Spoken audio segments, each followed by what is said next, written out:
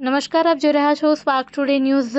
આનંદ શહેરમાં સ્વર્ગસ્થ હર્ષદરાય મોહનલાલ ભટ્ટ તથા સ્વર્ગસ્થ મધુબેન હર્ષદરાય ભટ્ટના મોક્ષાર્થે તેમના પરિવારજનો દ્વારા શ્રીમદ પ્રજ્ઞાપુરાણ કથામૃતમનું ભવ્ય આયોજન કરવામાં આવ્યું। આ કથા તેમની ઈચ્છા મુજબ રાખવામાં આવી હતી। પરિવારજનોમાં ધનંજય ભટ્ટ, જતીન ભટ્ટ, મિલન ભટ્ટ, પારુલ ભટ્ટ, હેતલ ભટ્ટ અને દીપલ ભટ્ટ સૌએ સાથે મળીને આ ધાર્મિક કથાનું આયોજન કર્યું હતું। વડોદરા શહેરના કોર્પોરેટર જાગૃતિબેન કાકાના તેઓ કાકા કાકી છે ને તેમના મોક્ષાર્થે આ કથાનું આયોજન કરવામાં આવ્યું। કથાનું વાંચન શ્રીમતી ભીનાબેન કાબરિયા કરશે। કથા શરૂ થશે સોમવારે તારીખ 27 ઓક્ટોબર 2025ના રોજ 1 વાગ્યાથી શરૂ થઈ છે। ત્યારે જયરાજ પાર્કથી મંગળ મિલન પાર્ટી પ્લોટ આનંદ ખાતે કથા પૂર્ણાહુતિ અને દીપ યજ્ઞ શનિવાર તારીખ 1 નવેમ્બર 2025ના રોજ યોજાશે।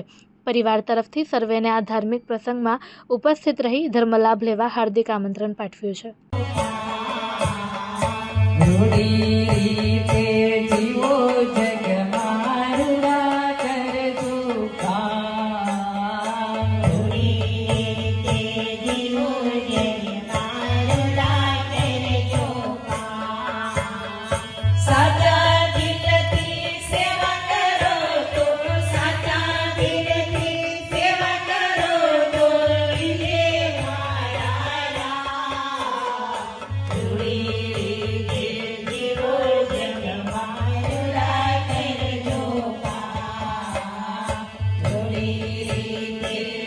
આણંદની અંદર અત્યારે મંગલનગરની અંદર પ્રજ્ઞાપુરાણ કથાનું આયોજન સ્વર્ગસ્થ દેવાત્મા પૂજ્ય હર્ષદ દાદા ભટ્ટ અને સાથે સાથે મધુબા ભટ્ટ જે દેવાત્માને શ્રદ્ધાંજલિ આપવા માટે એમના વાલા દીકરા મિલનભાઈ અને ધનંજયભાઈ પૂરા પરિવારે ખૂબ શ્રેષ્ઠ આયોજન કર્યું છે।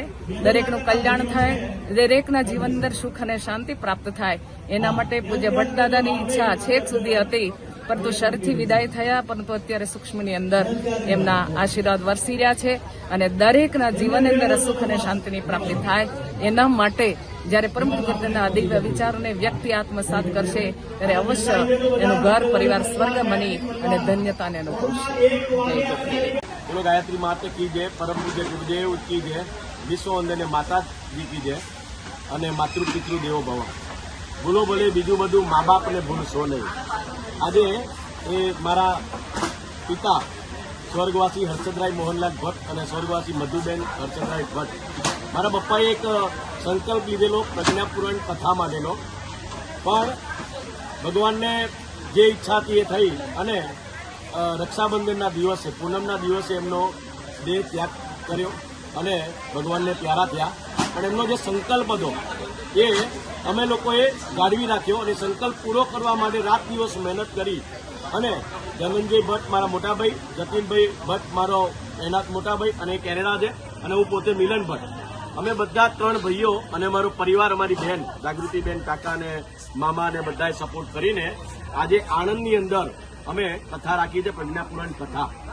મિત્રો, તકલીફ આવી, પ્રોબ્લેમ આવ્યા, વરસાદ આવ્યો, વાવાઝોડું આવ્યું, મંડપ આમ તેમ થઈ ગયો, 3 વખત મંડપ બાંધ્યો, પણ અમે એ સંકલ્પને પૂરો કરવા માટે કઠોર પરિશ્રમનો કોઈ વિકલ્પ નહીં। આજે કઠોર પરિશ્રમ કરીને આજે 3જો દિવસ ચાલુ વરસાદની અંદર અમારી જબરજસ્ત પોથીયાત્રા આણંદની અંદર ગણેશ ચોકડીથી કે છેક બોરસદ 3 કિલોમીટર સુધી લોકો ચાલીને જવારા સાથે માથે કળશ મૂકીને અને હાથમાં મસાલ જલાઈને અને અમે લોકો બધા જ બહેનો દીકરીઓએ એ 3 કિલોમીટરની પોથીયાત્રા કરી અને આજે 3જો દિવસ અમારો કથાનો પૂરો થયો। મીનાક્ષીબેન પટેલ જે કથાકાર અમારા પ્રજ્ઞાપુત્રી છે અને શ્રી પ્રજ્ઞાપુરાણ કથા કહી રહ્યા છે, જે બરોડાના છે, અને આજે અમે ધીમે ધીમે આગળ વધ્યો। દરેકને એક જ કહેવા માંગુ છું, એક જ મેસેજ કે જો તમારા માતૃ પિતૃ દેવો ભવો માનતા હોય, માતા પિતા છે તો એની સેવા કરો, હયાત છે તો સયા કરો, કારણ કે ગયા પછી કોઈ પાછું આવતું નથી।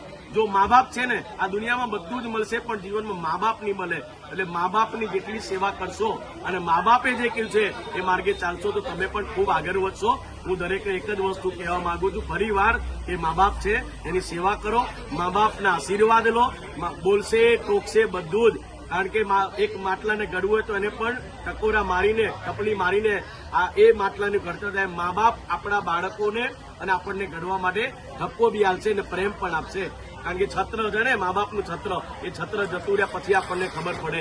આજે હું દરેકને એક જ વસ્તુ કહીશ, તો આપ સૌને આભાર, થેન્ક યુ વેરી મચ. અને આ પ્રજ્ઞા પુરાણની કથાની અંદર આણંદની અંદર આવો. બોરસદ ચોકડી મંગલનગરમાં કથા ચાલુ છે. જય હિન્દ, ભારત માતા કી જય, ગાયત્રી માતા કી જય.